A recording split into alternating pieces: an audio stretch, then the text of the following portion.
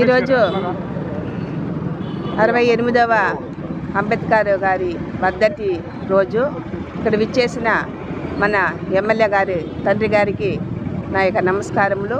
అదేవిధంగా నగరపాలక మన కమిషనర్ గారు, అదేవిధంగా మన అంబేద్కర్ గారి అభిమానులు వాళ్ళందరికీ, మీడియా మిత్రులకి నా యొక్క నమస్కారములు.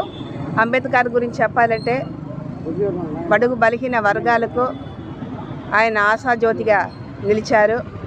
ఈరోజు ఆయన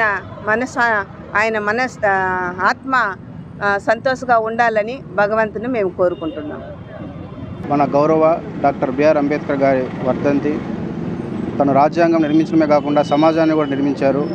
ఈరోజు భారతదేశం ఇంత సమిష్టిగా సమగ్రతతో ఎటువంటి డిస్క్రిమినేషన్ లేకుండా మనం ముందుకు పోగలుగుతున్నామంటే ఈ నవ సామ్రాజ్యానికి పునాదులు వేసినటువంటి వ్యక్తి డాక్టర్ బిఆర్ అంబేద్కర్ గారు.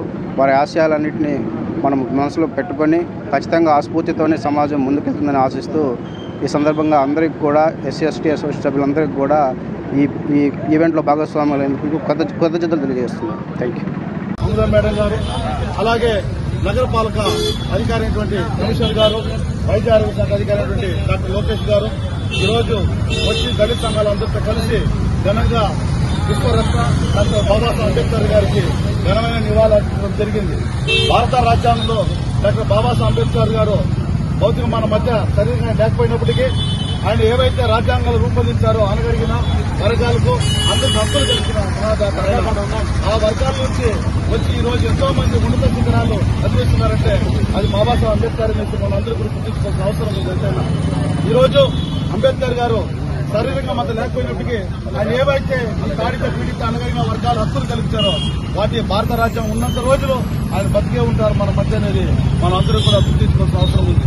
కాబట్టి ఎన్నో సంవత్సరాలు నేను గత 20 సంవత్సరాలు ఈ స్టేట్ పెట్టినప్పుడు చూస్తున్నాను. నగరపాలక అధికారులకు ఎన్నోసార్లు విన్నవించడం జరిగింది. సుందరీకరణ పేరుతో చేయాలని ఏ అధికారి పెద్దగా పట్టించుకోలేదు. ఇదే వాళ్ళ పరిధి వరకు ఎంతో చేసి ఆశను అట్టే వదిలిపెట్టారు. కానీ ఇప్పుడు నగరపాలక నుంచి మన అమృత మేయర్ గారు అయితే ఉంది, కమిషనర్ గారు, అదేవిధంగా మన జిల్లా కలెక్టర్ గారి సూచన మేరకు వారు ప్రత్యేక శ్రద్ధ తీసుకుని ప్రజాప్రతినిధుల యొక్క సలహా సూచన మేరకు నగర అభివృద్ధి పనుల దగ్గర డాక్టర్ బాబాసాహెబ్ అంబేద్కర్ స్టాచ్యూ దగ్గర సుందరీకరణ చేయడమే కాకుండా మంచి సుందరీకరణగా అలంకరించిన రోజు కూడా ఒక జయంతి రాజీనామా ఉండే విధంగా ఘనంగా నివారించడానికి చేసినటువంటి అధికారులందరూ కూడా పేరు పేరున మరోసారి కమిషనర్ గారికి, మేయర్ గారికి తెలియజేసుకుంటూ ఈ అవకాశం పెద్దలు కూడా జైపీని తెలియజేసుకుంటున్నాం.